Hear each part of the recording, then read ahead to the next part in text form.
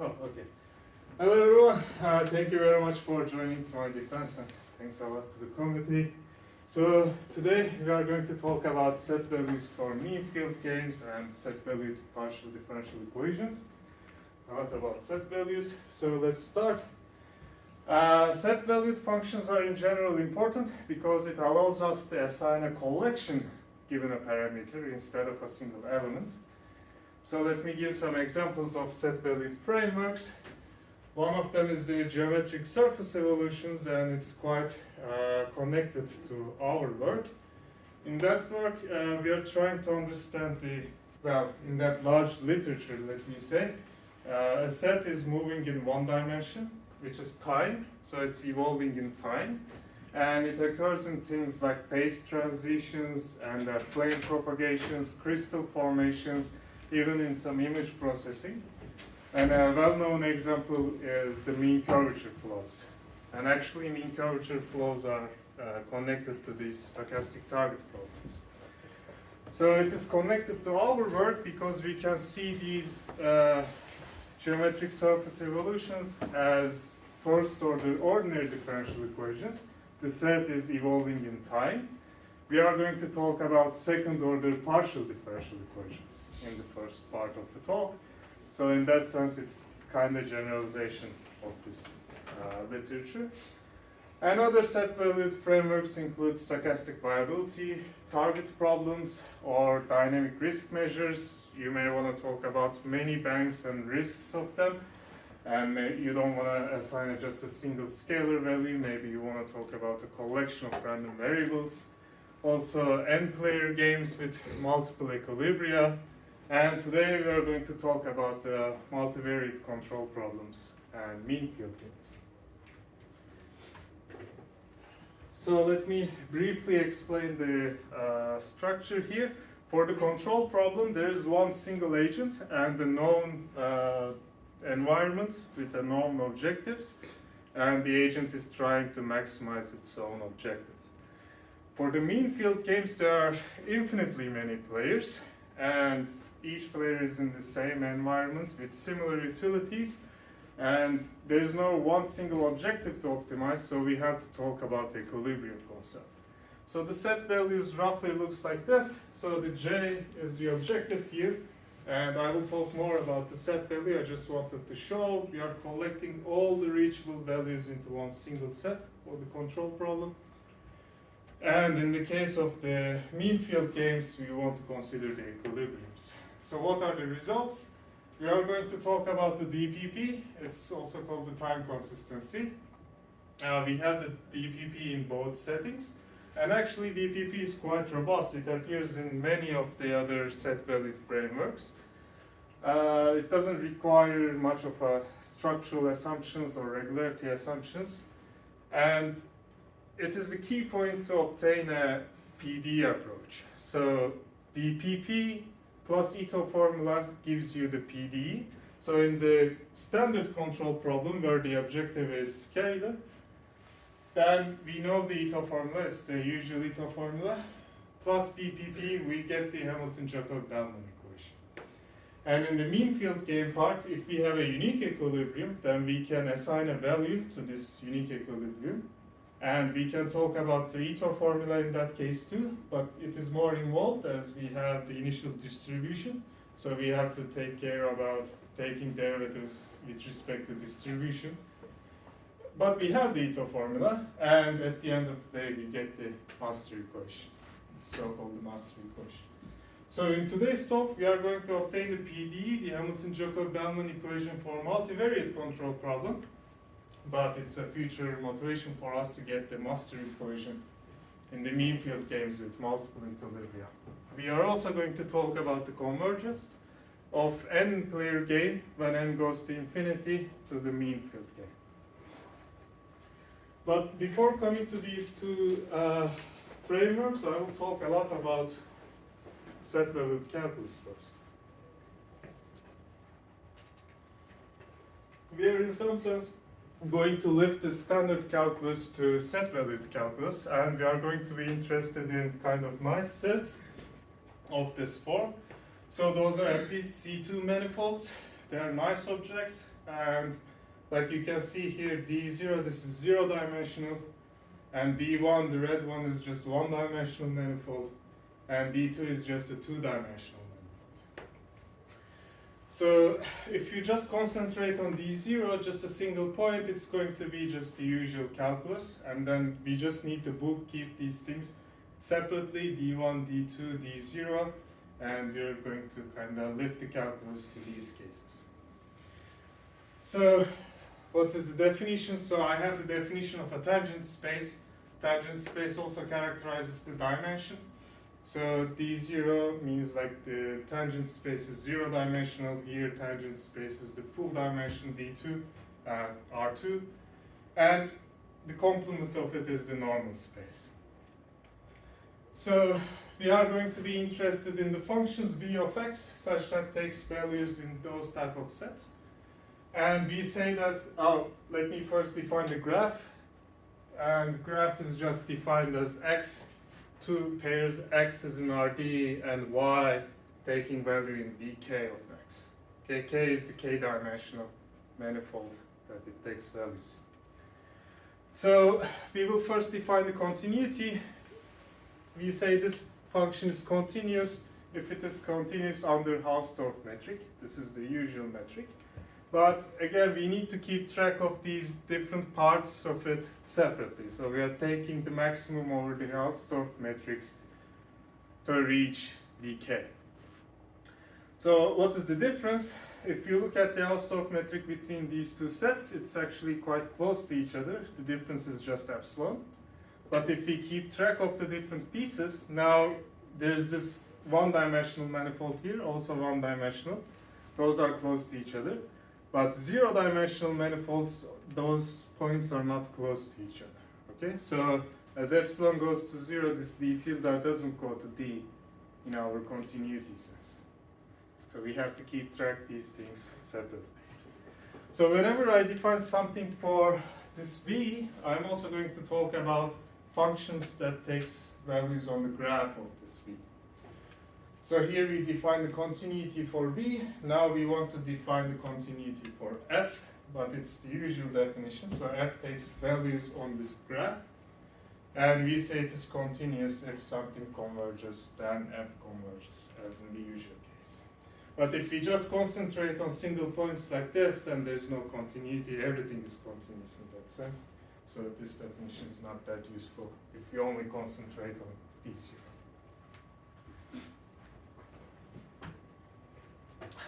Now on the top, I kept some definitions, what we are interested in, and here I kept the continuity definitions. Now I want to talk about differentiability. So I say that the v is differentiable if we can find a function that embeds the differentiability of this manifold. So we have a manifold that is moving, so if we can find any phi that is differentiable and expresses this difference, then we are fine. Then we call this phi differentiable. So what are the things we need? This is obvious at x0. So we have the parameter x0, y0. This is when x0, this is the surface, and we have this point y0 on it. So when phi is at x0, it's just here. And this is again the bookkeeping part. So we have to distinguish these parts differently. So if y0 is in vk, then this phi should stay in the same dimensional space. And well, this is differentiable. This also implies this, but I just wanted to explicitly write it. So this function, we want it to be differentiable. And the derivative here, we are looking at the ith partial derivative. And we are taking the derivative at x. So we are looking at this xy or x0, y0, and we are looking at the derivative. We want it to be continuous in x. That actually means continuously differentiable. And Lipschitz in y, so the surface is locally flat, so we want this to be at least Lipschitz in y. So it's not, the derivative is not varying like in an arbitrary way, it's varying in a Lipschitz way. Moreover, for the differentiability, we also want a continuous basis for n. So n here represents a basis for normal vectors, a normal space, and we want at least one continuous basis to exist. So let me give a little example there, D1.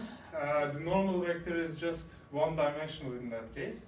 But that's the case if we want to embed it into 2 dimensions. If we say this set lives in 3 dimensions, then D1 again one-dimensional, but the normal space becomes 2-dimensional. And at each point you can make different choices for your normal basis. So we want to have 1 continuous basis. So if V is differentiable, then we can define the derivative of it. So if V is differentiable, we say that the partial derivative of V is just equal to this phi prime, this object here, projected onto the normal space. And this choice is independent of how we express the differentiability of phi. So this choice is independent of phi. And yeah, so it says that in the tangent space, this phi can do whatever it wants, but the speed of this phi on the normal space is dictated by the surface. So it's intrinsic in that sense. So what about the local representation? So if you don't like that definition, we can go to here, the local representation. So what do I mean by that? So let's fix any x0 again and y0 on the boundary, and there's a tangent space to it. Now we can represent the surface, whether it is this or this, by some function psi, at least locally near this point. So this tangent space is, let's say, in Rk, and this psi lives in Rm minus k. But for simplicity, let's say k is just m minus 1, so psi is just scalar, like in the picture here. And let me give the relations just to relate. So the normal vectors are related to the first order derivative of psi. And the y derivative of n, the normal vectors, how this normal vector is changing along the surface is actually the second derivative of psi. So this is the Hessian. So in that sense, I like to call this as like the curvature, although it's not the definition of a curvature. So let me make sure. The V is set value in Rn, right? Rm, yes. While so V sub k is the component? Yes, it's K still component. Yes, it's the k-dimensional component. Like here. So if you're looking at D2, it's just this inside green part of it. K-dimensional component, not a K component. It's K-dimensional. It's a subspace type. Yeah, no, it's formed by, so it's a union. So the sets we are considering is the union of different manifolds, and each manifold is characterized by its dimension. So it's like, in this case, we have D0, 2 points, that's one manifold. D1 is 2 lines, that's another manifold. Okay. So it's restricted on our K is less than n. Yes. For each K. Yes, exactly.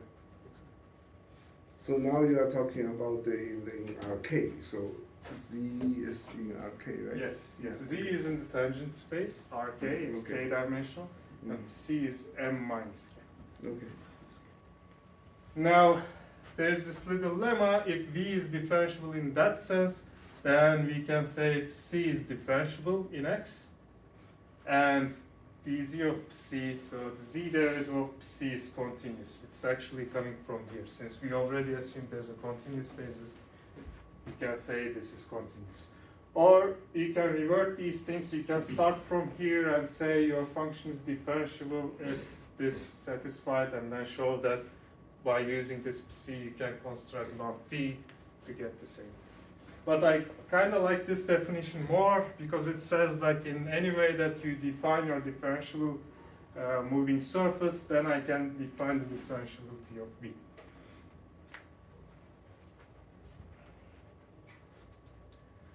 Okay, so next we are going to talk about the fundamental theorem. It really looks like the fundamental theorem. So you're looking at the difference of two functions, and it's represented by the integral of the derivative of it. So how much it's changing, we sum it up, and then you get the function. So what do we have here? We have the vk of x here.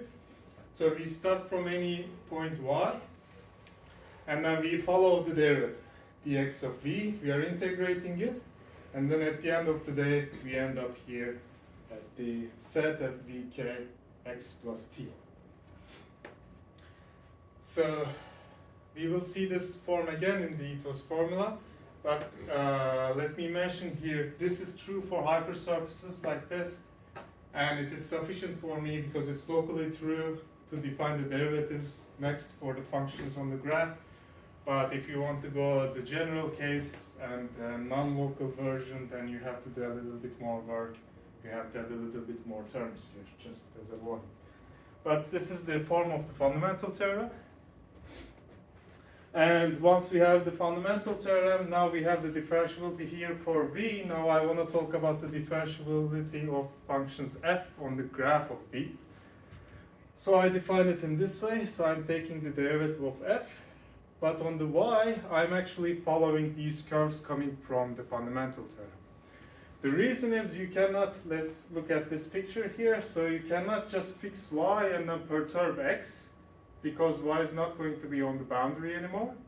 So you cannot just talk about perturbing x, but fixing y. So we need to define these curves coming from the fundamental theorem. Actually, it's coming from the derivative. And define the derivatives of the functions on the graph of v. Now there are two important examples for us. One of them is the second order derivative of v. Now the first order derivative is just a function on the graph. So by this definition I can define the second order derivative of the function v. And another thing that is going to be important for us is the dx of n. Now we have n changing on the surface with respect to y.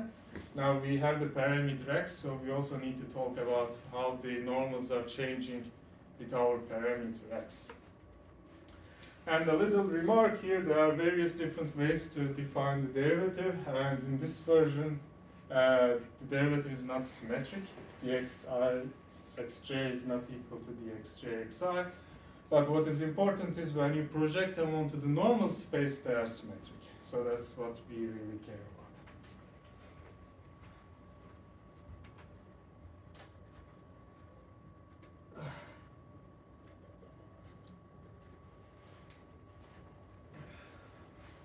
So next, I want to show some examples to bring some pictures.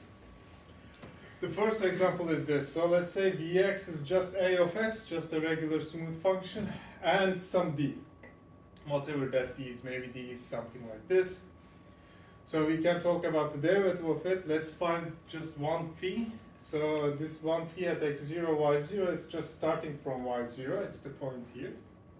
And however a moves, so let's say this is a, this is how much the a differs. I just differ this y0 by this a. So this is one just phi, and then we can define the derivative right away as the normal direction of the derivative of a. So it's the derivative of a projected onto the normal direction. If everything is fixed, just moving, translating. So there are two trivial cases I want to show. One of them is again d0 when it's just a single point. So the tangent space is 0, the normal space is the full space, so there's no projection. And it just becomes the derivative of a, so it's the usual derivative in that sense. And the other trivial case is the interior. So if we have a point in the interior, then the tangent space is the full space, and the normal space is 0. So projection is automatically 0. Meaning that if you perturb the set, interior points doesn't see this perturbation. So derivative in the interior is always 0. Another example where d is not fixed, but you can still express something, is when this v of x is just a ball centered at a with the radius r. Then if you define your phi in a similar manner, you can show that the derivative is just a projection onto the normal space again of dxa, and plus in the direction of the normal we have the dx of r, how much the r is changing. And the final example I want to give is a function that is continuous but not differentiable. So here we are looking at a unit ball, so cosine theta, sine theta, so it's just a unit ball, but I perturbed it a little bit. So perturbation is small, it's just of order x. So this is going to 0. So the set is actually continuous. But it's not differentiable because cosine 1 over x, that oscillates a lot. So this set, as it goes to 0, it oscillates really fast. And it's not differentiable. Like given any such phi, you can show that it's not going to be differentiable. And furthermore, n also is not continuous. You can find a point that converges where the n takes values scattered a lot, so it's not converging. And another way of looking at it is the local representation. So let's say you fix this point, theta 0, and look at the local representation. Then it's just, you lost this 1, it's just x times cosine 1 over x, and it's not differentiable at 0. So you can also argue it like this, but the other way around I like it a little bit more because you can actually show, given any such phi, it's not differentiable. So I kept the fundamental theorem as a picture there. I want to also talk about the ethos formula. This is crucial for us. We will need this one. So again, it's in the same spirit. I started from this point y, and I'm following the dynamics of eta. So dtv plus 1/2 dxxv, and then dxv on the martingale term. Let's forget about these correction terms right now. The setup is the same. So on the left-hand side, we have v0, 0. And we hit the vt at the end of the day. So we express this vt in terms of v0, 0. Again, let me mention that we have shown the ethos formula for hypersurfaces like this, like in the image. The general case requires more work to do. Okay, for the correction term here, this zeta is important. This is arbitrary, but it is tangent to the surface. So the idea is you have to take care about this tangent space. You can always move in the tangent direction. Like if you rotate a circle, it's still the same circle, it's not changing. So you have to respect this surface. In that sense, you can add this zeta that is tangent to the surface. And since it is in the martingale term, there's a correction kappa of zeta coming into the first order term. And this kappa, this correction, is related to dy of n, so it's like the curvature, how much the n is changing with respect to your surface. And it's also related to how much your normal direction is changing with respect to your parameter x. So this correction term contains both of them.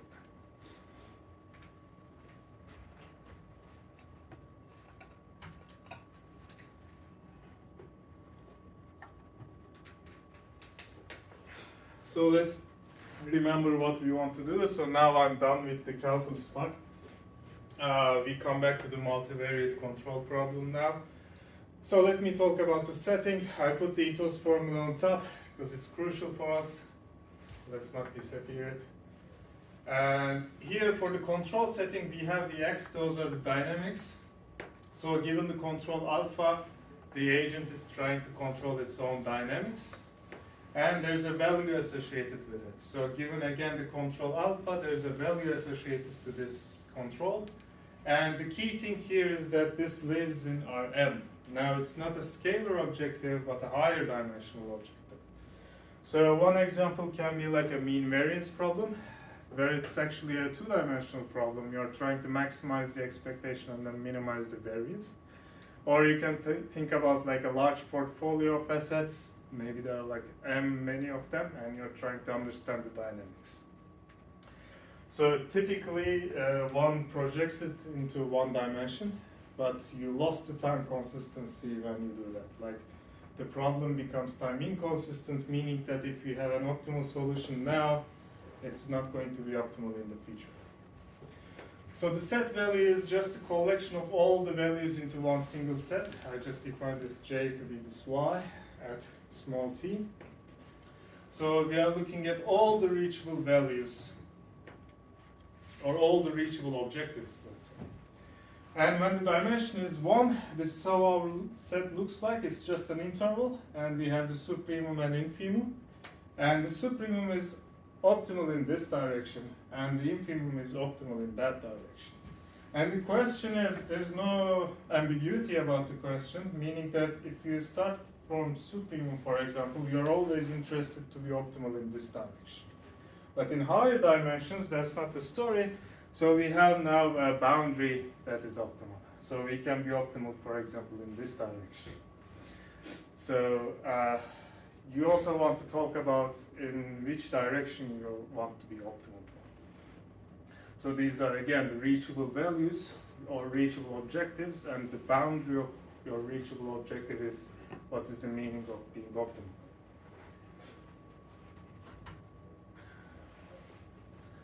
So let me keep the set value there and the dimensions there, and let's talk a Did you little bit. skip the DPP, I think? Yeah. Sorry. So here's the DPP, which is another crucial thing that we need. So DPP plus Ito will give us the PDE. So let's look at how it looks like. So on the left-hand side, we have V at time 0.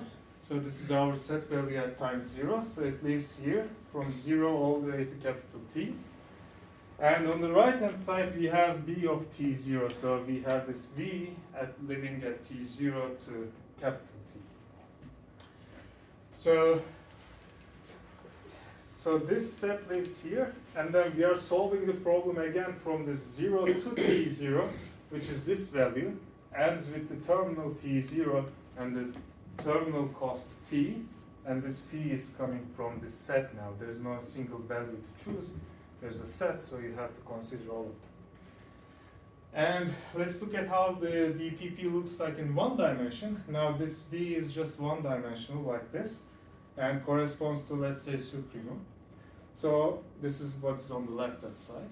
And on the right-hand side, you're taking the supremum over alpha, again meaning that you are concentrated at this point, and expected with the terminal cost V, again it lives here, and there is this running cost F, which is coming from here.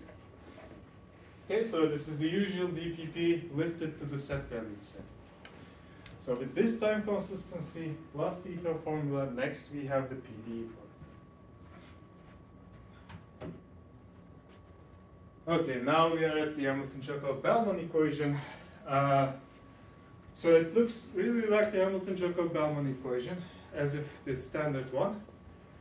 For example, when the dimension is equal to 1, and if you are just caring about the supremum, let's say, it's just a single point. And as we discussed in the calculus part, these derivatives becomes the usual derivatives. And the correction terms goes to 0 because there is no tangent space. And this is exactly the Hamilton-Jacob-Bellman equation. In higher dimensions, however, we want to project this onto the normal space. So we are looking at n dot this, and we want this to be equal to 0. And we are optimizing over A, the actions. This is as in the standard case, but we are also optimizing in the direction zeta. So we also have to consider this optimization over the direction zeta. And this is satisfied for all the boundary points. Tx is the parameter, y is on the graph, so it should be satisfied on the boundary. And given the form of the HJB, we have the well-posance of the HJB. So this V here that I've defined, if it is smooth, then it solves the HJB equation. And if we have any other solution, and if we have functions I star, zeta star satisfying this supremum, then we can say that V is equal to V tilde. And if you have anything on the boundary, well, I will come to that in the next slide. So this K okay. Let me mention here, I introduced the calculus for like general setup, but here it's actually for hypersurfaces. So the boundary lives in m-1 dimensions. It's really like in the pictures and looking nice. So we have a conjecture for the general case, but the proof is not there. So Yeah, but the K is originally not given by the original problem. It's just it somehow comes out after you apply Ito's formula. Is K is supposed to be a function of T and X and Y and alpha? Yes, yes. So I mean, if this running costs kind of spans all the dimensions, then we are fine. Kind of. If this f lives in a plane, F, in for three example, dimensions, is then it's given not. as a running cost, Mhm. but the K is actually not given by the original problem setting. Yes. It Kind of. just happens. Yeah, whatever when the you apply dimension that the- V lives in. Yeah. So there should be some characterization of this K. Mhm. Well, one thing is, what is the sufficient conditions such that your V is going to be like a hypersurface and it's going to be smooth? But we don't know the sufficient conditions yet, but it's an important question. In the control problem, it's usually like that. It's not a really big problem. For the game setup, we need to generalize this because for games, we consider equilibriums and then the set becomes degenerate, meaning that it lives in the lower dimensions. But for control setting, usually it lives So in in the upper particular, if dimensions. V is a single value, then the K is supposed to disappear, right? Yeah, yeah. K, you mean this K here? This cap, big Yes. K, yeah. Yes. Oh, I thought you were talking about the dimension K. No, Sorry, not sorry, the sorry, dimension. sorry.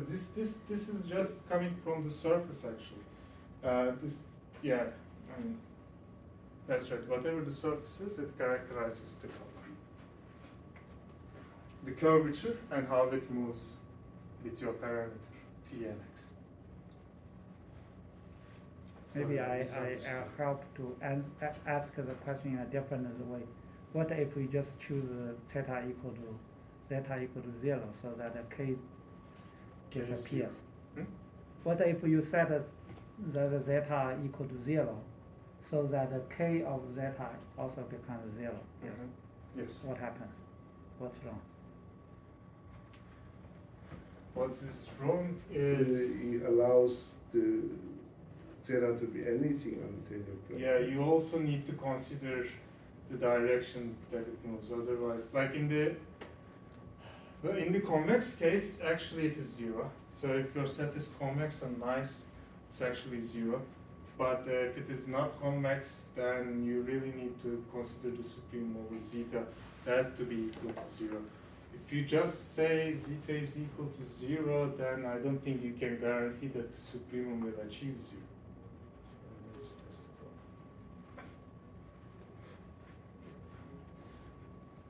Like in the case the running cost, did I wrote down? Yeah, so in the case that the running cost doesn't depend on y and z, then this is the usual expectation, and the set is convex in that case, and that's correction term, we can take it to be 0. I think I have a better answer because some other people asked this question before when I gave talks.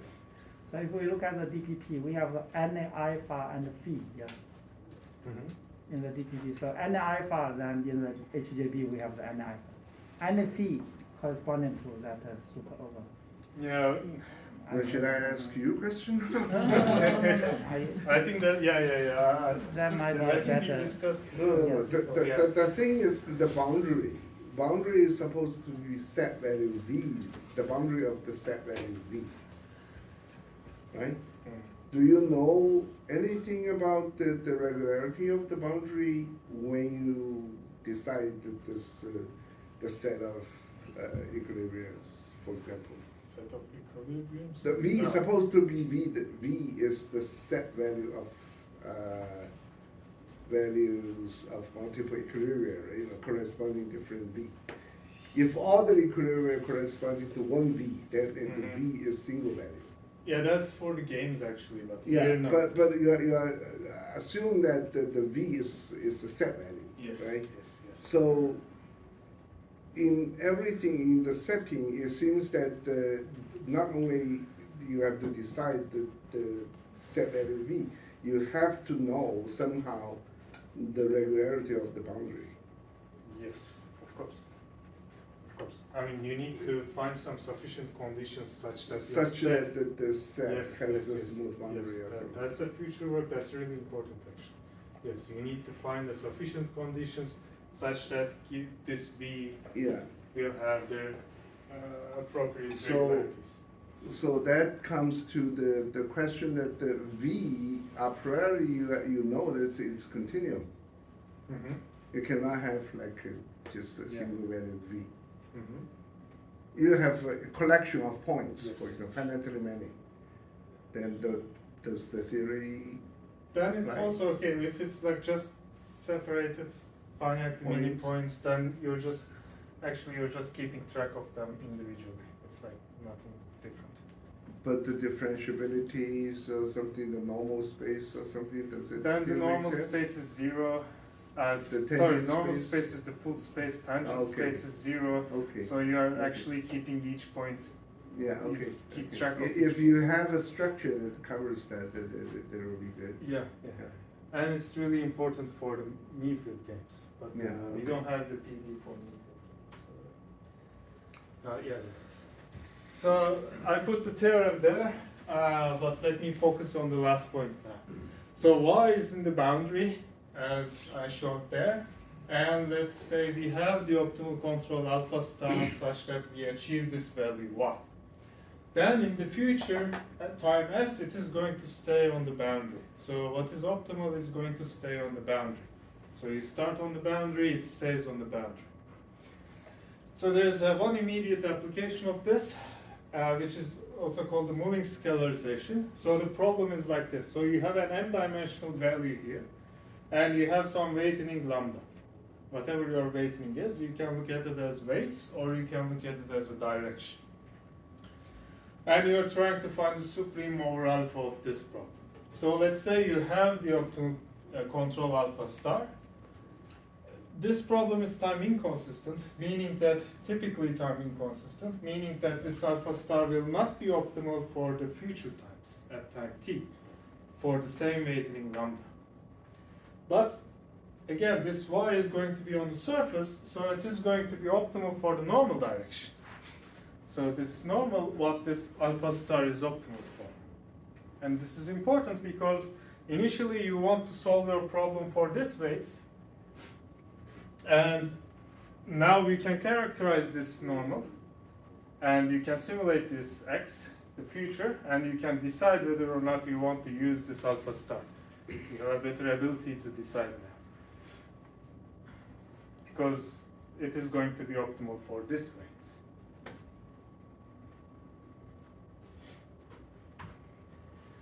And this is it for the multivariate control problem side. Let's move on to the mean field games a little bit. So let me remind, there are like infinitely many players in the same objectives. So these red dots are, the black dots are the states, let's say, and the red ones are like showing the objectives, and each one is trying to maximize its own. And we say it's an equilibrium if no one can perform better, given that the others are fixed. So one thing that you can do is like imagine a surface going all the way to connecting them, and then nobody can do better individually by just changing themselves. So there are multiple equilibria in general. Can we see equilibrium in that picture? Absolutely not. Oh, okay. Try to understand it. No, Okay. absolutely not. So, I just wanted to show it can be really complicated. And actually, yes, I'll What are the arrows, the red? No, I just wanted to say like So this is the the maximum you can do, and it's like you can achieve less, but you cannot achieve more. Okay. So everyone is kind of like at the maximum of what they can do. Yeah, it looks a little like the field. But Yeah, it's just a picture, not don't go too far. So we can have in general multiple equilibria. It's not super easy to create examples here. You can still do it, but for if you take discrete state with discrete times, then it's really easy to create multiple equilibria. So let's look at the population here. So on top I have the dynamics of the population. It starts from time t with the initial distribution mu, and the population is using the control alpha. So everyone is using the control alpha here. And the population is observing its own distribution, log of x, okay, throughout their dynamics and also in the control. And there's a single player observing this population. Now the single player starts from the state x and uses to control potentially another control alpha tilde, And now the single player is observing the distribution coming from the population. And I've just described the concept of an equilibrium. Let me just mention this J will have the population in the first three, T mu alpha star, and the player alpha star next. So it's optimal if player is better off using the control of the population, but if it changes, it's worse. And we define our set value V. We simply collect all the values corresponding to all the equilibriums.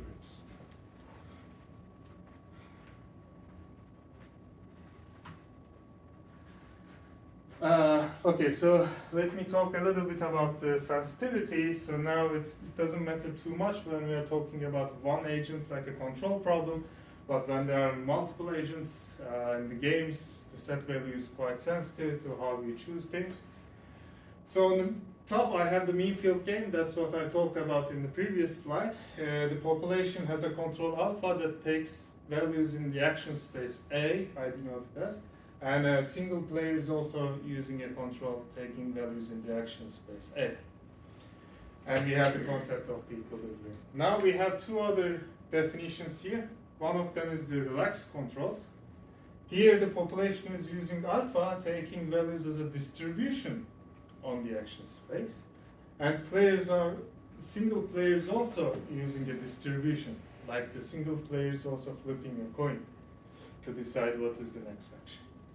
And we have the similar concept of equilibrium.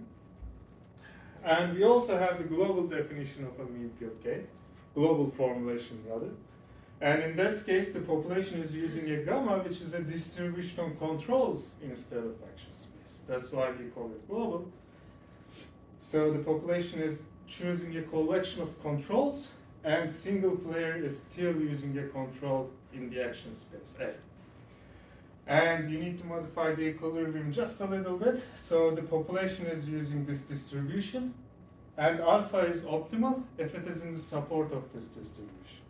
So if it's an equilibrium and the population is using this control alpha with some probability, then it is optimal. It is better than any other choice. So why do we have the global formulation? The idea is we want to match the n-player game with the mean field game. So here, because when you take an n-player game and many players, they automatically have a distribution of controls, and you can associate a global mean field game for that n-player game. And it turns out that at the end, the set value defined by the relaxed controls is equal to the set value defined by the global formulation. So these two set values are equal to each other, but the set value for the mean field game is not. And we will see that again.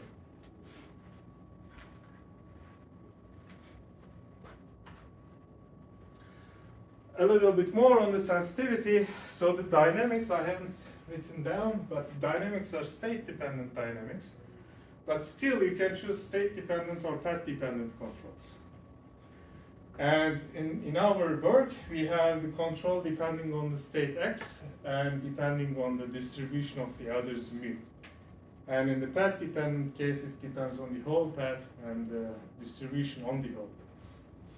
And it turns out that the state-dependent controls creates a different set than the path-dependent controls. Especially when there are multiple equilibria, with path dependence, you can create more values.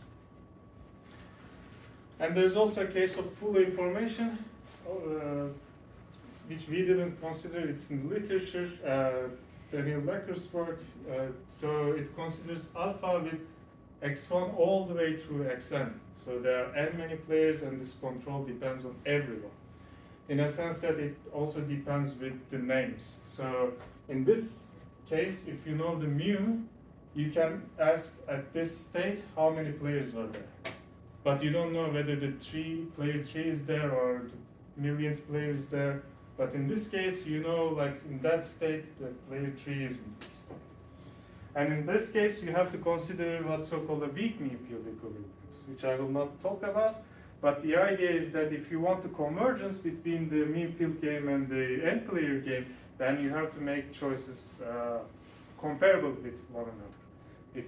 We will see that point again, but that's kind of the main thing also. So a little bit about the stability. The set that I've defined was defined over exact equilibriums. But actually what you can do is you can fine tune your parameters very specifically such that there's a mean field equilibrium. But if you perturb things even a little bit, then the equilibrium disappears. So that set that I've defined is not stable at all. And you cannot really expect the convergence. For n-player game, although it converges to deterministic flow of measures at the end, still at each n it's a little bit random. And if you have a really fine-tuned equilibrium, it will never converge to that. It will never see that. So we want to raise the definition to epsilon equilibriums. And another motivation is coming from actually the control theory. For the control theory, we say the supremum over alpha. So we don't define it as the optimal control's value. We define the value as the supreme over all alpha. It's again in the sense we are taking like epsilon, alpha equilibrium, not equilibriums in this case, but it's the same thing, and then take the limit. And what it looks like this. So this is the best you can do. And what are you doing is almost the best with an epsilon error, but maybe a small population is not happy with your choice. But at the end of the day, this epsilon goes to 0.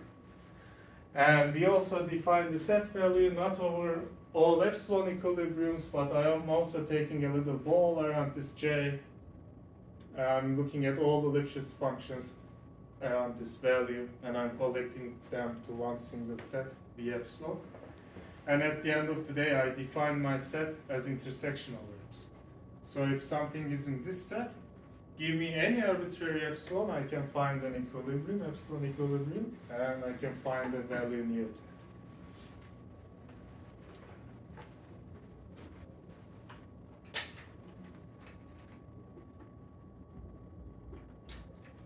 Okay, so what are the results? Let's cover them. So first of all, we have 3 cases. So I've shown you the diffusion case usually to introduce the definitions, the setting. We have the state-dependent controls with homogeneous controls. I will talk a little bit in the convergence case. And we have the discrete state-dependent homogeneous and discrete path-dependent heterogeneous case. So we choose 3 different things to explore so that you can see you need to really consider the mean field game and the n-player game's comparable controls. And this is not for just one framework, you can do it in different frameworks. One result is the DPP. It's exactly in the same form I showed before for the multivariate control problem, so I will not go over it again. You just consider the equilibriums in this case. But it's again the time consistency, and it's kind of robust. It holds for rho set value, the set value that I defined for exact equilibriums. It holds for epsilon defined over epsilon equilibrium set value, also holds for relaxed controls, so on and so forth. So for the convergence side, we are looking at the n-player game converging to the mean field game. And for the mean field game, recall that we have one control that all the population is using. So in this case, for n-player game, we have to consider the homogeneous case, meaning that alpha 1 is equal to alpha n. So all of them are using the same control. If we restrict it to this case, then we can have the convergence. But if we want to consider the heterogeneous case where everyone is using a different control, then again, there's a distribution of controls.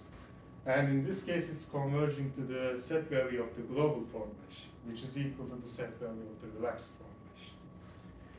So let me put it in a context what we did in this work. So under monotonicity conditions, which are some structural conditions ensuring the uniqueness, then we have the Ito and we get the master equation in the literature. And in that sense, we are trying to generalize in this direction, keeping the dynamic programming principle, and hopefully in the future we can get the Ito formula to obtain the master equation. It's a future work, of course, right now. And the other thing is we also want to keep track of the convergence. So we still want to have this stability result. And typically in the literature, the convergence is just worked for fixed time periods, 0 to time t. So we are kind of trying to have the good of both worlds. So can the order of the No. intersection No, you cannot change the It's in order. the Actually, sense- if you no. It's a soup versus soup, right? In the set value sense. Yeah. It's the lim sup in the set valued sense.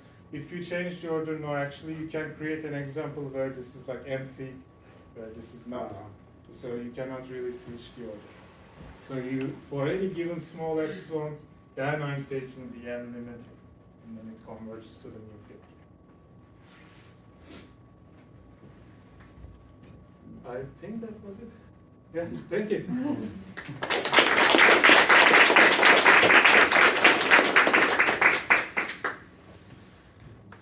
Any question? Question?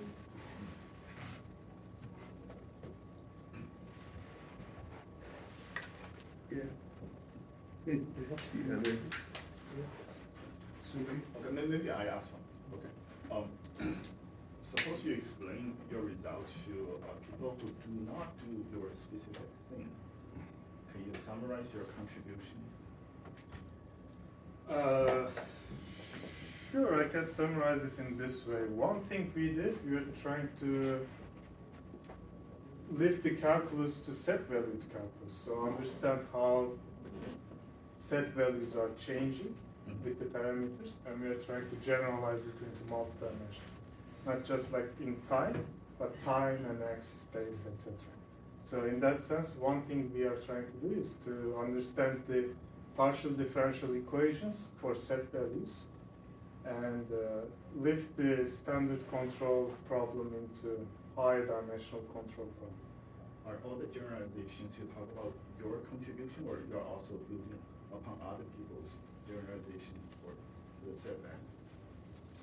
Of course, all of them are related to literature. I didn't talk about the literature too much. One of them is there's a large body of literature for set valued ODs. So they are just changing in time. So in that sense, we are trying to generalize it into PDEs. That's one thing that we achieved. And the other thing is exactly that I defined. So the other project is about the mean field games. So they are kind of connected, but not exactly, because we still don't have the Ito formula here. So we're not exactly there yet to get the PD for mean field games. But we still have the time consistency for the mean field games, and we still are able to talk about the convergence for games. So in that sense, yeah, that's the second part of the talk. I hope it's summarized that. You didn't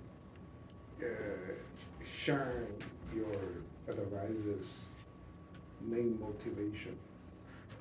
It's the case that the fact that the equilibria may not be unique, but the value is not unique, because there has been a lot of discussion in this mean field game. So people use a lot of sufficient condition to guarantee the value being unique. Yes. It is your advisor who actually has been raising the question, what if the value is not unique? Yes. If the value is not unique, there is nothing there. So you have to shine that to put a, Yes. This is his, thinking for many 10 years. That's right. So Yeah. the main point here is Yeah, that, so that's the point that you have to point to everybody, that's right. because nobody knows what happens when the value is not unique. So hopefully this is like the first step. Yes. Because you put all the sufficient condition to guarantee the uniqueness of the value. So what if the value is not unique? Then nobody knows what to do. There is no PDE, no HJB equation, nothing. Yeah. Hopefully you will be. We'll see. You will be a part of the very original Hopefully. work, yeah. This is a Thank you concern. for pointing that out. That's really important. Yes.